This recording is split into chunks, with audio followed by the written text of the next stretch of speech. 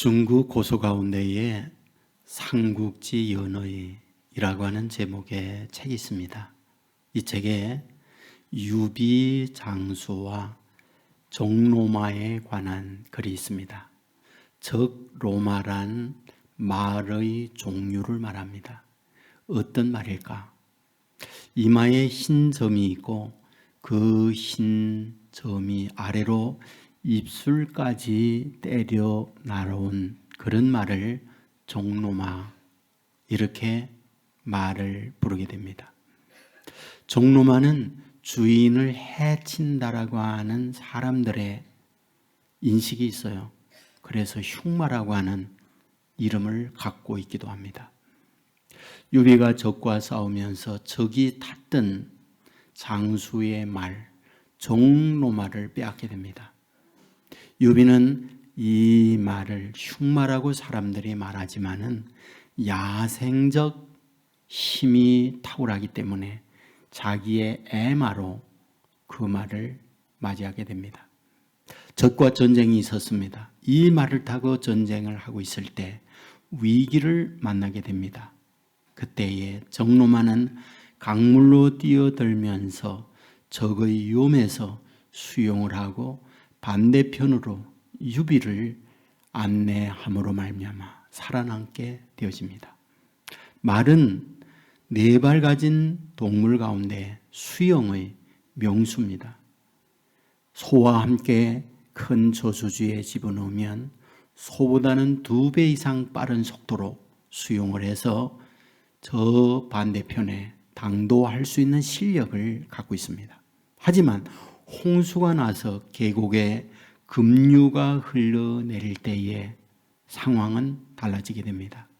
소와 말을 함께 집어넣으면 이 소는 유유히 흘러 살아남게 되는데 말은 익사하여 죽는다는 거죠. 왜 그럴까? 말은 힘이 있어요.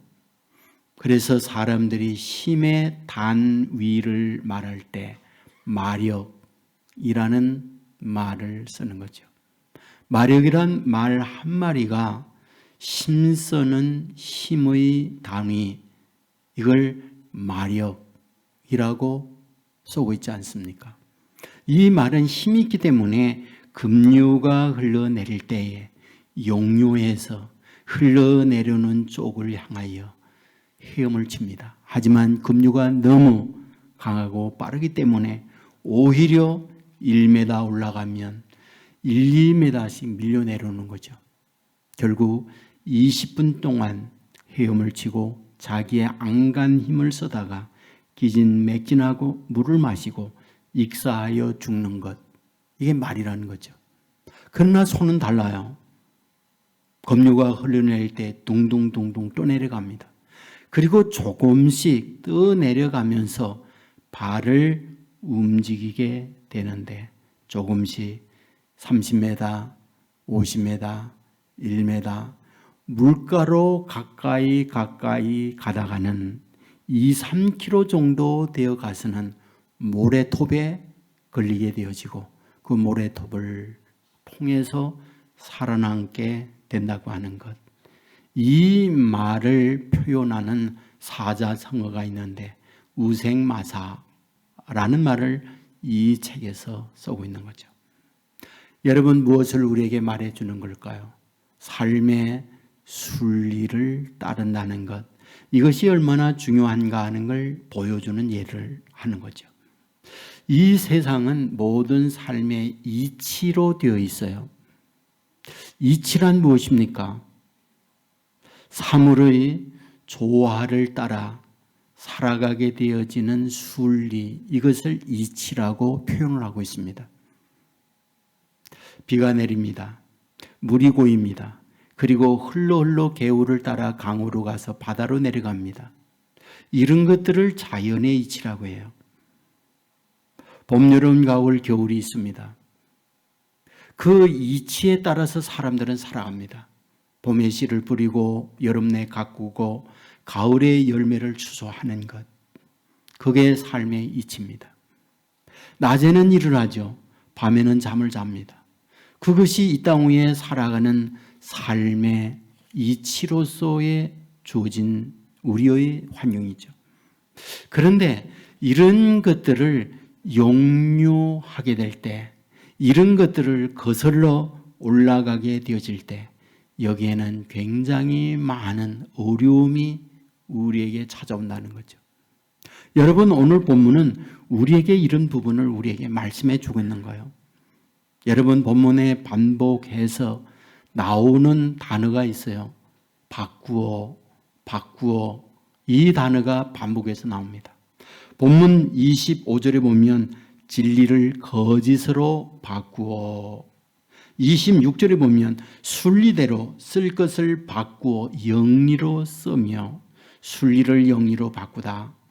27절에 보면 남자들도 순리대로 여자 쓰기를 버리고 남자들도 바꾸다. 이 말을 하고 있는 거죠. 그렇다면 도대체 무엇을 바꾼다는 걸까요? 순리를 영리로 바꿀 때 무엇이 순리이고 무엇이 영리일까요?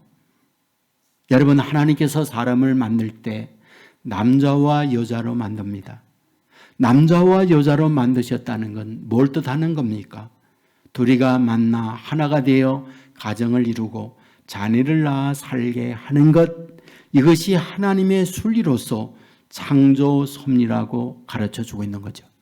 그런데 사람들이 살면서 이것을 영리로 바꾸었다는 거예요. 어떻게 영리로 바꾸고 있습니까? 오늘 본문 26, 27절을 현대인을 위한 번역에 보면 노골적 표현을 합니다. 이것 때문에 하나님께서는 그들을 부끄러운 정욕대로 살게 버려두셨습니다. 그래서 여자들까지도 정상적인 성생활을 버리고 변태적인 짓을 즐기며 남자들도 그와 같이 여자들과의 정상적인 성생활을 버리고 자기들끼리 서로 정욕을 불태우면서 부끄러운 짓을 하여 그 잘못에 대한 마땅한 대가를 받았습니다 라고 말하죠. 변태적인 짓이다, 정상적인 성생활이 아니라 정욕에 불타는 부끄러운 짓을 행하고 있다라고 쏘고 있는 거죠. 여러분, 이 본문은 바울이 로마에 있는 교인들에게 보내는 편지 내용이에요. 그러면 왜 도대체 바울은 로마에 있는 교인들에게 편지하면서 이런 낯뜨거운 말을 하고 있는 걸까요? 이유는 로마 사회에 이런 부끄러운 일들이 만연해 있기 때문에 현상적 사실을 여기에 쏘고 있다는 거예요. 바울이 로마에 있는 사람들에게 편지할 때 당시 로마 사람들의 상황 어땠을까요? 에드워드 기본이라고 하는 분이 로마 제국의 쇠망사라고 하는 책을 냈어요. 여기에 보면 로마 제국이 어떻게 쇠망하고 패망되었는가, 이러한 내용을 담고 있습니다. 로마는 제국이었고 제국은 경제적 부흥을 이루었어요. 경제적 부흥이라고 하는 것은 삶의 윤택한 물질적 풍요를 누리고 있다, 이 말이잖아요. 여러분, 물질적 풍요를 누리고 살아가게 될 때 그것은 축복이에요. 가난에 찌들고 가난에 아파하는 것보다 물질의 부유함을 누리고 산다고 하는 것, 감사한 일이죠. 그런데 그것은 축복일 수 있지만 저주일 수 있다고 하는 것, 이걸 알아야 해요. 로마 제국은 물질적 풍요를 누릅니다. 그런데 그것은 저주였습니다. 왜? 그 풍요를 가지고 하나님의 영광, 어려운 이웃들을 나눔, 삶의 질을 향상시키는 이런 일에 투자한 것이 아니었어요. 로마 제국의 당시 흔적들을 지금도 가면 곳곳에 남아 있습니다. 가는 곳마다 어디에나 볼 수 있는 것, 콜로세움이에요. 원형 경기장이죠. 여러분, 원형 경기장에서 뭐 할까요? 사람들이 스포츠 합니다. 맞아요. 그러나 그것만 하지 않죠. 맹수들과 사람이 격투하는 싸움을 시킵니다. 사람이 죽어가거나 사람이 짐승을 죽일 때에 사람들은 환호를 해요. 그런 것만이 아니죠. 사람과 사람과 싸움을 시킵니다. 그래야 상대가 죽어가는 그런 것을 보면서 인간의 쾌감을 느끼는 부도덕한 것이 로마 사회의 현상이었어요. 그것만 있은 게 아니죠. 문란한 삶이었습니다. 여러분, 이 책에 보면 공식적으로 허용되어 있는 사창굴이 45곳이나 있었다, 이렇게 기록하고 있어요. 여러분, 실제 제가 이탈리아에 갔을 때 폼페이라고 하는 곳을 방문하게 됐어요. AD 79년에 비수비우스 화산이 폭발을 하면서 화산재가 이 도시를 완전히 덮어버렸어요. 재로 말미암아 4m 높이의 두께로 도시 전체를 지구상에서 사라지게 만들었어요. 1547년에 한 농부가 우물을 파는데 내려가다 보니 그 안에 이상한 것이 나오는 거예요. 그게 바로 화산재에 묻혀버린 폼페이의 도시였던 거죠. 1800년대부터 본격적인 발굴 작업을 합니다. 지금은 많은 부분이 원형대로 나타나 있어요. 당시 2000년 전 그들이 어떻게 살고 있었는지 삶의 현실을 오늘에 그대로 볼 수 있습니다. 엄청난 문화적 발전이 이루어져 있었다는 것을 그대로 볼 수 있어요. 그런데 그곳에 그들의 호화로운 생활, 곳에 가면 목욕탕이 그대로 있는데 그 목욕탕이 혼탕이었어요. 남녀가 함께 목욕합니다. 동시에 그 옆에 조각되어 있는 조각물들을 보면 거의 다 나체들이에요. 그리고 벽면에 지금도 남아있는 그림들이 있어요. 그 그림의 내용은 바로 성적 표현을 하고 있는 내용들이에요. 여러분, 얼마나 당시의 성적 부도덕했는가라는 것을 현장에서 볼 수 있는, 이것이 로마 시대의 모습이었습니다. 사람이라고 하는 것은 본능이 있어요. 먹어야 합니다. 식욕입니다. 자야 합니다. 수면욕이에요. 권세를 잡아야 합니다. 권력욕이에요. 많은 물질을 갖고자 해요. 물욕이에요. 동시에 성욕이라고 하는 게 있어요. 이러한 본능은 인간의 발전, 성장을 가져오는 원동력이기도 해요. 그러나 그 본능을 관리를 잘못하게 되어질 때 그것은 인간의 큰 화를 가져오게 됩니다. 여러분, 물질의 부요함과 인간의 윤택감을 가져다 주는 것 좋아요. 그런데 이것과 함께 타락을 가져다 줄 수 있다는 것. 저는 몇 해 전에 중국의 쿤밍에 동공훈련을 위하여 갔었어요. 200여 명의 동공들이 모였습니다. 동공이라 하면 누가복음 나오는 70인 전도대가 2명씩 짝을 지어서 전도를 하게 합니다. 바로 중국인들 2명씩 짝을 지어 3개월, 6개월씩 전국 전역을 다니면서 복음 전하는 일을 하고 있는 사람들, 그들을 동공이라고 불러요. 선교사님들이 그들을 모아서 지역마다 훈련을 하게 되어지는데 중국 남부 지역에 있는 동공들을 훈련하는 일에 갔었습니다. 그런데 훈련 장소가 어디냐? 호텔이었어요. 호텔 전체를 동공훈련하는 이들을 위하여 호텔 사장님이 다 제공을 해주고 있는 거예요. 믿는 분이었습니다. 이분이 복음을 위해서 일하고 있는 이들을 위하여 자기 호텔 전체를 손님을 받지 아니하고 제공을 하고 있는 거죠. 얼마나 아름답습니까? 나에게 주어져 있는 사회적 지위나 물질을 가지고 복음을 위해서 쓰임바 되어진다고 하는 것, 너무너무 감사한 일이잖아요. 그런데 인간이라고 하는 것은 누구나 다 그런 건 아니에요. 오히려 반대적인 사람들이 더 많아요. 여러분, 왜 이렇게 사람들이 뭔가 얻고 뭔가 가지면 이런 쪽으로 갑니까? 여러분, 서울시장이나 부산시장이나 주위에 있는 여러 가지 부정적인 소문들을 우리는 듣고 있잖아요. 왜 그렇습니까? 인간은 본능의 재배를 받을 때 누구나 다 그런 존재가 될 수밖에 없는 것. 이게 인간의 야약한 모습이기도 한 거예요. 여러분, 왜 그렇습니까? 왜요? 왜 그러냐고요? 지난주 여러분에게 말씀을 드렸습니다. 사람들은 하나님 두기를 싫어한다고. 하나님이 있으면 불편해하다고. 그러면 하나님이 계시지 않을 때, 하나님을 버리게 될 때 인간은 어디로 가느냐?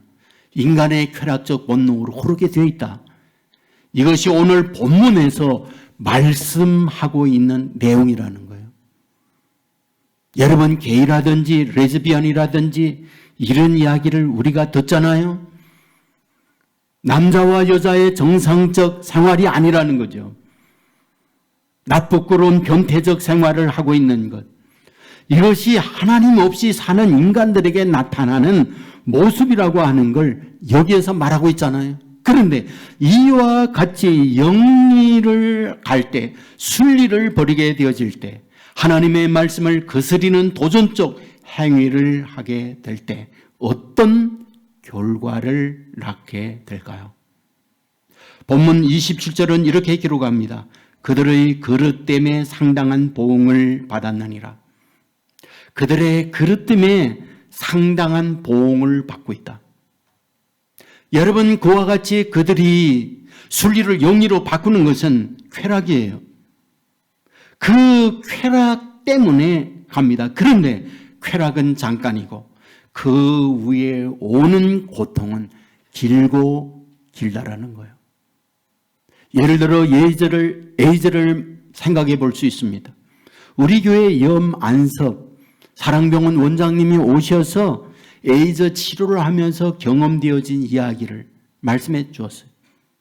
동성애들이 거의 100%가 에이즈 전염이 되어지고 발병이 된다는 거예요. 1년에 1000명 이상씩 급증을 하는 것이 한국의 에이즈 환자들의 실상이다 말하고 있습니다. 그런데 여러분, 에이즈 발병이 되어질 때 그들이 어떤가요? 여러분, 면역력, 후천 면역력이 없어지는 거잖아요. 여러분, 그러므로 인하여 암 발병률이 건강한 사람의 몇 배가 되는 것이고 정신적 스트레스로 말미암아 자살하려고 하는 사람들, 자살을 실제하는 사람, 보통 사람에 비하여 4배 이상이 많다라고 얘기해요. 그리고 수명도 25년에서 30년 정도 짧아진다는 거예요. 그뿐만 아니라 그로 인한 자기의 가족, 일가 친척들, 그러므로 인하여 부끄러움과 수치를 경험해야 하는 아픔이 하나 둘이 아니다라고 말을 하고 있는 것. 이것이 바로 정상적 성생활을 벗어날 때 나타나는 결과물이라고 얘기하고 있는 거예요. 여러분, 왜 포괄적 차별금지법에 대하여 교회는 반대하는 걸까요? 이유가 뭐예요? 여러분, 성경은 차별하지 말라고 해요. 유대인이나 헬라인이나 차별이 없느니라. 할례자나 무할례자나 차별이 없느니라. 배운 자나 못 배운 자나 하얀 자나 까만 자나 높은 자나 낮은 자나 차별이 없느니라. 차별하면 안 돼요. 그런데 왜 차별하면 안 된다라는 법을 제정하고 있는데 교회는 반대하고 있는 겁니까? 여러분, 교회가 나서서 차별해야 된다, 이거를 주장하기 위하여 차별금지법을 반대하고 있는 건가요? 아니죠. 여러분, 차별금지법에 포함되어 있는 내용이 무엇인가요? 동성애하고 있는 그들을 차별하면 안 된다. 교회에 차별하지 않아요. 여러분, 그들도 주 안에서 한 생명이고 그들도 구원받아야 할 안 믿는 이들과 똑같은 대상들입니다. 문제는 무엇입니까? 오늘 우리는 창세기 19장의 말씀을 읽었습니다. 영어에 소돔이라는 단어가 있어요. 소돔이라는 말은 소돔 사람들과 같은 이런 뜻을 갖고 있습니다. 소돔 사람들과 같은 이 말의 의미가 무엇입니까? 오늘 본문에 너희 집에 온 일을 내라, 우리가 상관하리라 하는 말씀이 있어요. 그 상관하다 이 말이 동성연애하다 이 뜻이에요. 바로 소돔이 그 뜻은 동성애자들을 칭할 때 소돔이라고 얘기해요. 이와 같이 그러한 이들에 대하여 하나님의 유황불로 심판을 내렸던 거죠. 하나님의 창조 섭리에 도전하는 행위다. 그건 안 된다 라고 하는 거죠. 그러면 교회가 이런 성경에 있는 말씀을 전하게 되어질 때 교회는 동성애에 대하여 차별한다. 그러므로 너희들은 법의 조촉을 받아야 한다. 이게 동성애법의 내용이기 때문에 그런 거예요. 여러분, 그 동성애법에 대하여 성경에 있는 말씀을 한다면 정면 배치되는 범법자가 되어집니다. 그러면 그들이 교회에 대하여 설교자에 대하여 전도하는 동성애는 안 됩니다 라는 우리에 대하여 고소하잖아요. 고소할 때 법적 비용, 그것을 동성애자들 편에서 국가가 돈 다 내줘요.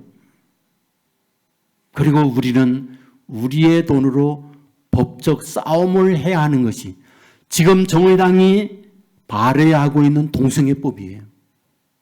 이 얼마나 차별적 법 제안을 하고 있는 겁니까? 그렇기 때문에 이건 차별이다. 이런 법을 제정하면 안 된다라는 것이 교회의 입장이잖아요. 여러분, 여기에 재판을 받습니다. 그러면 1년 이하의 징역 살아야 돼요. 그리고 철만은 벌금 내야 돼요. 그리고 다시 하지 말라고 강제 이행금 3천만 원의 벌금을 때립니다.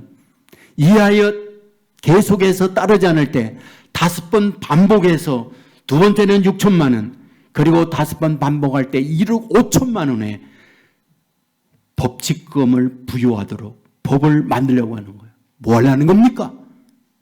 교회 입을 재갈 물리는 범죄적 집단을 만들려고 하는 거죠. 여러분, 지금 우리는 이런 상황이기 때문에 우리가 반대하는 거예요. 그렇다면 왜 도대체 그들은 이런 법을 제정하려고 만나는 겁니까? 이유가 뭡니까? 간단해요. 하나님 없이 진화론을 믿기 때문에 그렇습니다. 인간이 뭡니까? 동물이에요. 인간이 뭡니까? 개돼지입니다. 인간이 뭡니까? 동물처럼 인간의 쾌락을 따라 사는 것이 인간이라고 보고 있기 때문에 이런 부분을 따라서 하고자 하는 것, 그것이 세상 하나님 없는 불신자들, 그들이 하고 있는 짓거리입니다. 여러분, 하나님 없을 때에 나타나는 게 뭡니까? 지난주 여러분에게 말씀을 드렸습니다. 하나님 두기를 싫어한다고. 하나님 두기를 싫어하는 인간에게 나타나는 모습, 그런 짐승과 같은 행위들을 응원하고 찬성을 하고 그런 일을 하게 되어 있는 거예요. 여러분, 그러므로 하나님의 백성된 우리 어떻게 됩니까?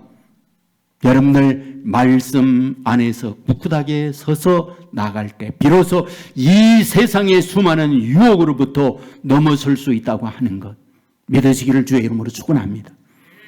여러분, 이런 상황에서 하나님의 자녀들이 이러한 징벌을 피하여 가야 돼요. 순리를 영리로 바꿀 때 내리지는 재앙이 이미 보응을 받았다고 말해요. 그런데 그 보응은 또 다름으로 발전하게 되어지는데 그게 뭐냐? 버려지다는 거예요. 24절에 보면 그러므로 하나님께서 그들을 마음의 정욕대로 더러움에 내버려 두사, 방임입니다. 26절에 보면 이 때문에 하나님께서 그들을 부끄러운 욕심에 내버려 두셨으니, 버리는 거예요. 28절에 보면 하나님께서 그들을 그 상실한 마음대로 내버려 두사, 버리는 거예요. 여러분, 아이들이 친구들로부터 버림받다, 왕따당하다 그래요. 청소년 가운데는 학교에서 아이들로부터 따돌림을 받을 때 견디기 어렵고 힘드니까 스스로 생명을 끊는 아이들 가끔 보잖아요. 사람은 더불어 살아야 돼요. 혼자 살 수가 없어요. 버려진다는 것은 저주요, 버려진다는 건 아픔이요, 고통이에요. 여러분, 세계에서 가장 오랜 동안 가장 많은 사람을 수출하는 나라가 대한민국이라고 합니다. 대한민국에 사람을 수출해요. 어떻게 해요? 입양으로요. 지금 입양으로 보내는 연도가 지금 65년이라는 세월이 지났답니다. 65년 동안 얼마의 대한민국 사람들을 외국으로 입양 보냈느냐? 20여만 명을 보냈다고 합니다. 왜 대한민국의 아이들을 외국에 입양 보내는 걸까요? 정상적 관계 속에서 자녀를 낳지 못하니까, 정상적으로 아이를 키울 수 없으니까 입양기관에 보냅니다. 그 보내진 아이들이 외국으로 수출이 되는 거예요. 아픔이죠. 슬픔이죠. 그런데 더 슬픈 게 뭔지 아세요? 입양되어 양부모에게 성장하는 한국의 아이들이 그 나라에서 성공적 인물로 크는 아이들도 있어요. 그러나 그렇지 못한 입양아들도 많습니다. 무시당합니다. 따돌림을 받습니다. 매질을 당합니다. 여러분, 그럴 뿐만 아니라 이 아이를 피양하는 외국인도 있다는 거예요. 피양이 무엇입니까? 한국에서 생모, 생부가 아이를 버렸어요. 입양되어서 외국에 갑니다. 외국의 양부모 밑에서 크다가 외국의 양부모가 그 아이를 버릴 때 이거를 피양이라고 그래요. 여러분, 피양된 입양아들이 굉장히 많다는 보도를 듣잖아요. 여러분, 그곳에서 시민권도 없기 때문에 한국으로 돌아와요. 한국으로 돌아오면 말이 됩니까? 피부는 한국인이지만 음식, 문화가 달라요. 아는 사람이 있습니까? 결국 높은 건물에서 투신했다. 가끔 이런 보도를 듣습니다. 버림받는 것 비극이에요. 여러분, 순리를 영리로 바꿀 때 하나님은 내버리겠다. 이것이 오늘 본문의 하나님의 저주의 말씀이라고 하는 걸 보게 됩니다. 예수님께서 십자가에 못 박혀 돌아갈 때 가상 7일이라는 걸 해요. 그 가운데 하나가 무엇입니까? 라마 사막다니 하시니 나의 하나님 어찌하여 나를 버리시나이까 하는 고백이었어요. 여러분, 하나님으로부터 버림받는 예수님인 걸 말하고 있잖아요. 예수님이 버림당해요. 왜 예수님이 버림당합니까? 여러분, 버림당한 우리예요.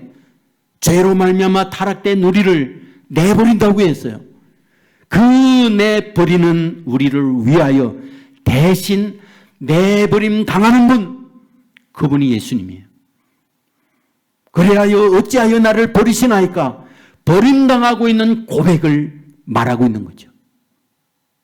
여러분, 성경에 버림받은 분들 꽤 있어요. 그 가운데 대표적인 인물이 모세예요. 모세가 태어났을 때 그의 부모님은 아이를 키울 수 없어 나일강에 버립니다. 버려진 모세가 바로의 공주에 의해서 왕궁으로 갑니다. 40년 동안 왕궁 교육을 받으며 성장합니다. 그런데 알았어요. 자기가 이집트 사람이 아니라는 걸 알았어요. 자기가 히브리 사람이라는 걸. 히브리 사람들이 억압, 매질, 고통 가운데 삽니다.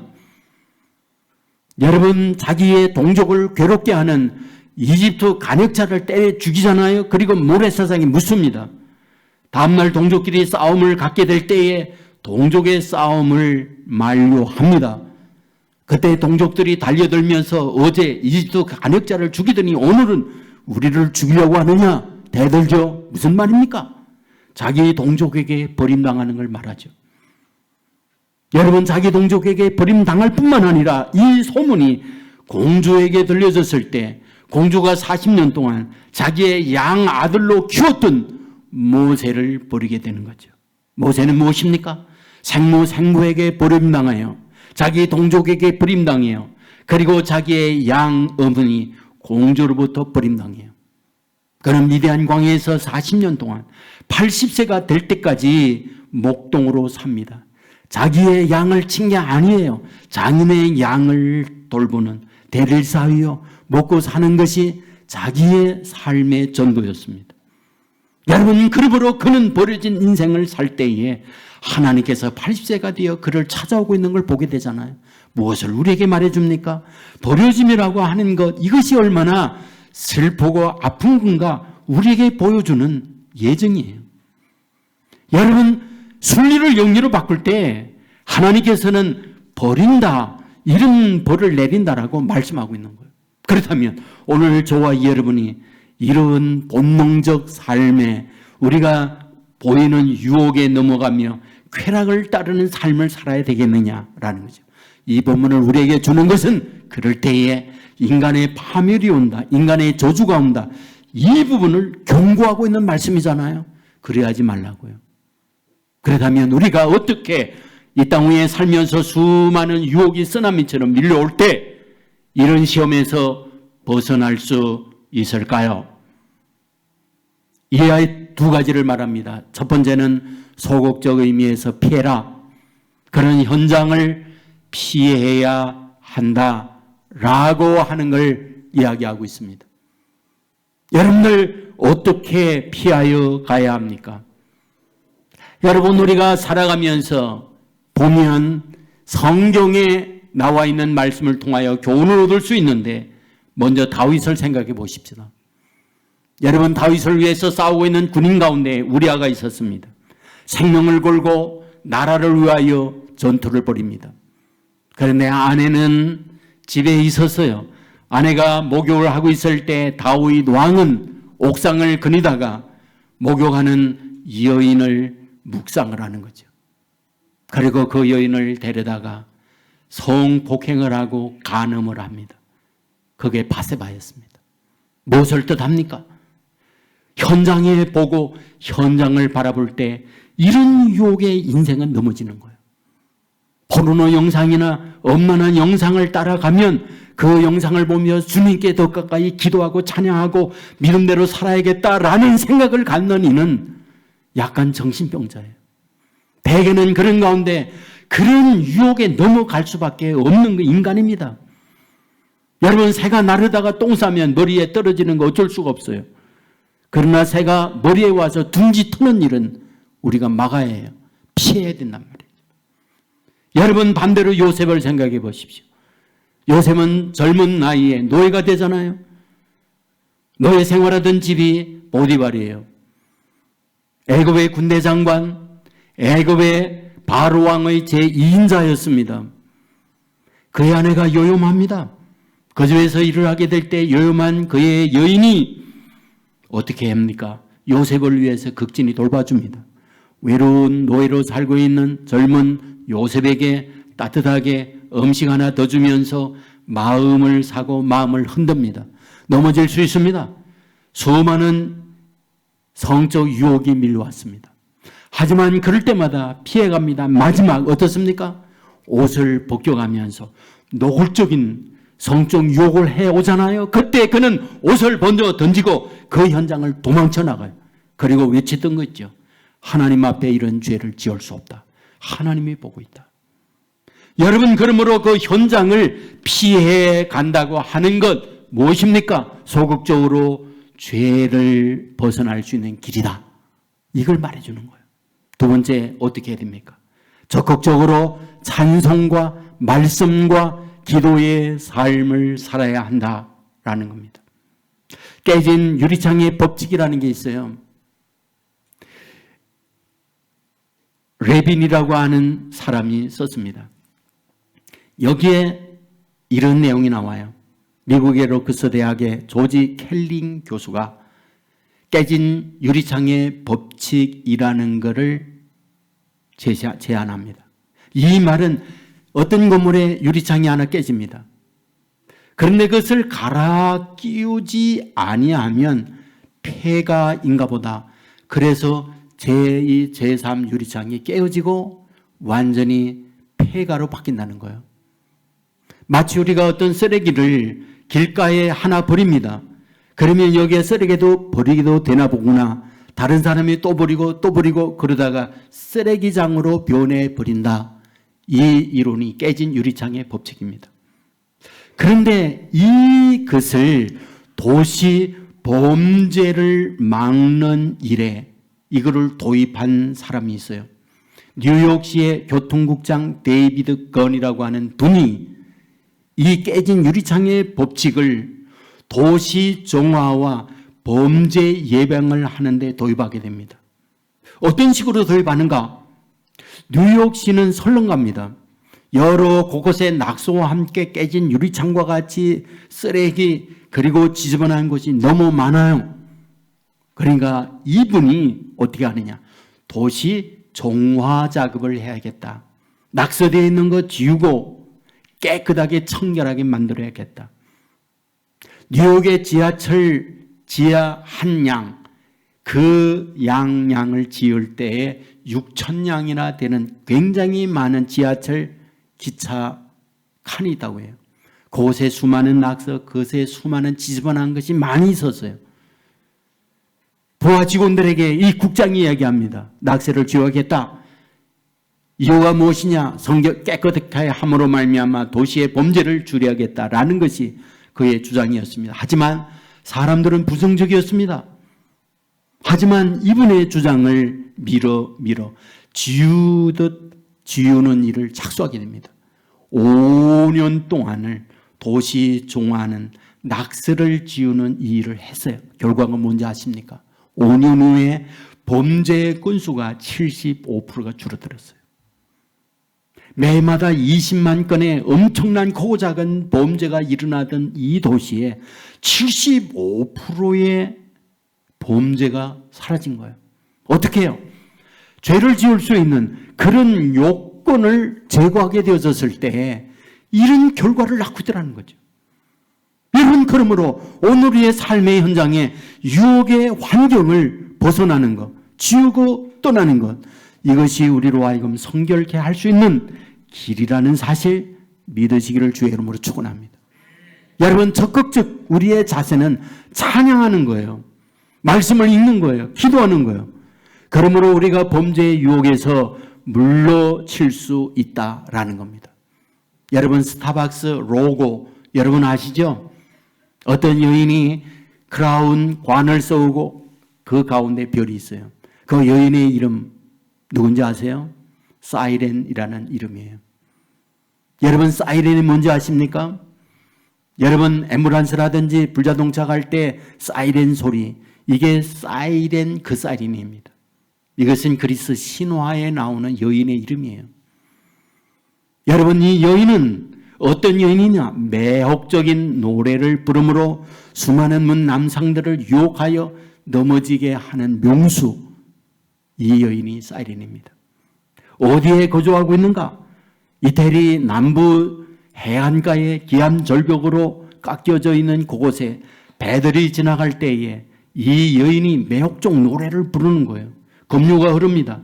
이 노래 소리를 들었던 뱃사람들이 그 노래에 매혹이 돼요. 정신을 잃고 물속에 뛰어들거나 배가 파선함으로 거기에 죽음을 맞이한다는 것이 이 신화의 내용이에요. 그런데 올림푸스라고 하는 장구가 있어요.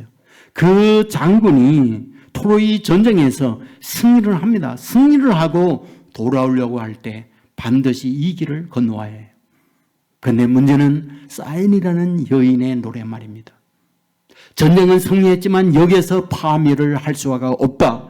장군은 생각을 하고 자문을 구합니다. 그것을 넘어설 수 있는 길이 무엇이냐? 그때에 자문했던 사람이 이렇게 제안을 합니다. 포성으로 당신들을 돛대에 꼭 묶으십시오. 그리고는 밀랍으로 양귀를 꼭 막으십시오. 그리고 아주 중요한 것은 그 사이렌의 매혹적인 노래 소리보다 당신들이 더 큰 소리로 노래를 부르십시오.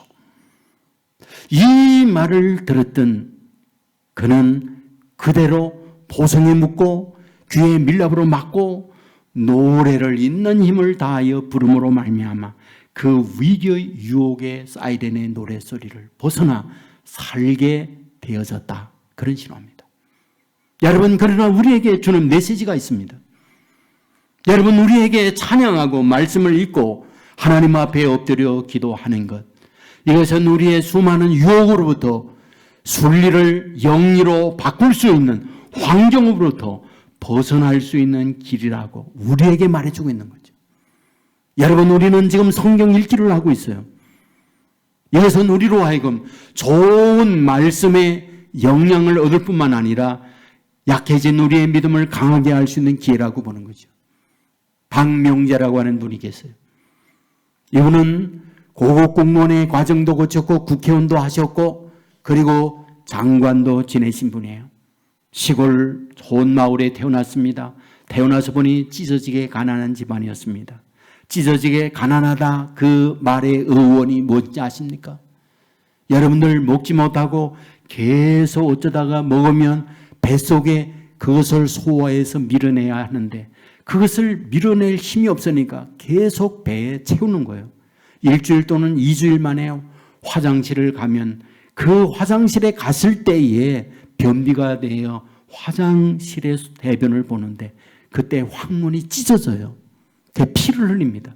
이러한 말에 연유되어진 것, 그것이 찢어지게 가난한 집안, 그런 말이에요.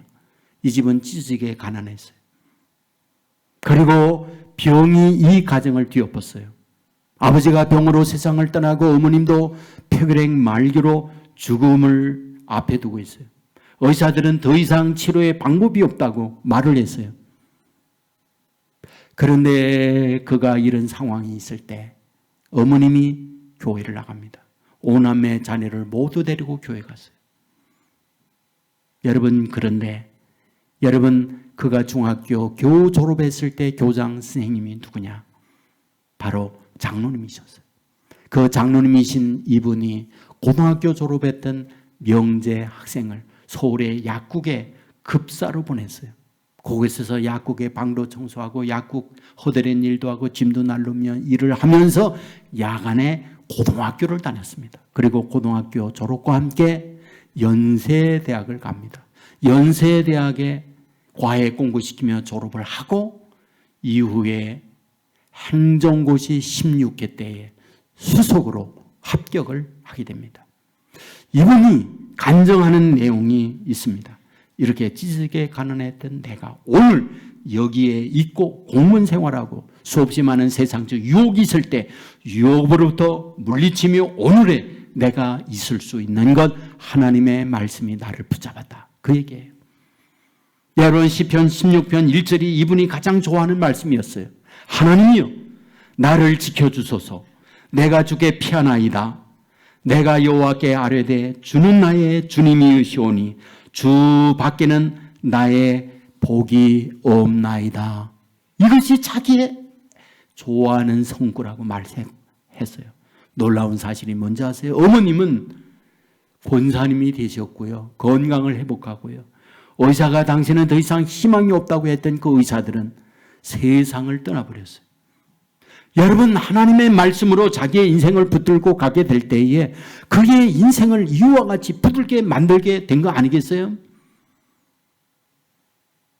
사랑하는 여러분, 로마가 이와 같이 부도덕한 국가였습니다. 여러분, 그런데 콘스탄티누스라고 하는 황제가 기독교를 공인을 합니다. 누구든지 예수 믿어도 된다 하고 허락을 해요. 콘스탄티누스가 누구냐? 그의 어머니가 헬리나예요. 여러분, 당시에 모든 성적 부도덕으로 말미암아 깨끗한 순결한 여인을 찾을래야 찾을 수가 없어요. 그런데 황궁에서 이러한 여인을 신부로 맞이해야 되는데 어디가 순결한 여인들이 있느냐? 예수 믿는 가정이었어요. 그래서 예수 믿는 가정에 헬리나를 데려왔는데 그가 황실로 들어갑니다. 그 황실에 들어가서 자녀를 낳았는데 그 자녀가 콘스탄티누스입니다. 어릴 때부터 그런 어머 밑에서 태어나 성장을 하면서 그는 기독교의 신앙을 알게 된 거죠. 그리고 그가 황제가 되어졌을 때 그는 공포한 거죠. 기독교 신앙 자유로이 믿어도 된다라고 말이죠. 말씀의 능력으로 이르는 힘을 얻게 되었던 거죠. 여러분, 예수님은 이 땅 위에 말씀으로 태어났어요. 여러분, 왜 말씀으로 오셨을까요? 임마누엘 세상 끝날까지 내가 너희와 항상 함께 하겠다 말씀하신 주님. 무슨 뜻입니까? 말씀이 우리와 함께 한다는 말이죠. 여러분, 함께하는 그 말씀을 믿고 나아가면 말씀이 저와 여러분을 울타리가 되고 저와 여러분을 방패가 되어서 말씀으로 세상의 수많은 유혹 물리치고 깨끗하게 사는 하나님의 사람 만들어주실 줄 믿습니다. 여러분, 이 말씀을 내 안에 모시고 그 말씀 되신 주님과 함께 살면 그분이 말씀대로 되어지는 은혜를 주의 자녀들에게 베풀어 줍니다. 여러분, 이 말씀 안에서 순리대로 살아가고 영에서 벗어나고 아름답게 이 땅 위에 어두운 세상을 빛을 발하며 타락한 세상을 우리 때문에 정화되어지고 깨끗한 세상을 만들어내는 주인공으로 설 수 있는 저와 여러분의 삶이 되기를 주의 이름으로 축원합니다. 우리 모두 자리에서 일어나서